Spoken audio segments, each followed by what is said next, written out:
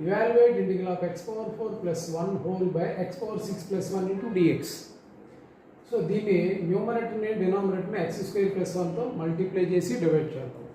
Then it is x square into x power 4 x power 6 x square into 1 x square 1 into x power 4 x power 4 1 into 1 1 denominator 1 plus x square into x power 6 plus 1 into dx.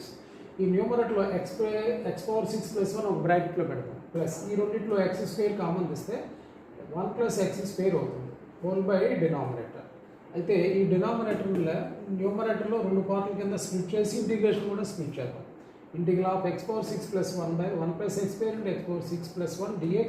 ఈ రెండు cancel అయిపోతాయి plus x square into 1 plus x square by 1 plus x square into x power 6 plus 1 dx.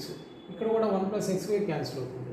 ఈ రెండు cancel అయిపోతే ఏం మిగులుతుంది 1 by 1 plus x square. Integral 1 by 1 plus x square అంటే tan inverse x plus ఇక్కడ ఏం మిగులుతుంది integral of x square by x power 6 plus 1 అవుతుంది. x పవర్ 6ని x క్యూబ్ హోల్ స్క్వేర్ అని రాసుకోవచ్చు ప్లస్ 1. అప్పుడు x క్యూబ్ని t అనుకుంటే సబ్స్టిట్యూషన్ మెథడ్లోకి వెళ్తే x cube derivative 3x square into dx, టీకి derivative dt. So x square dx ఏమవుతుంది అన్నప్పుడు 1/3 dt.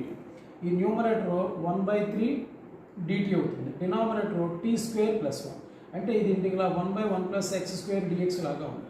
అంటే tan ఇన్వర్స్ x లాంటిది. tan ఇన్వర్స్ ఇక్కడ t బట్ t అంటే ఎంతండి x క్యూబ్.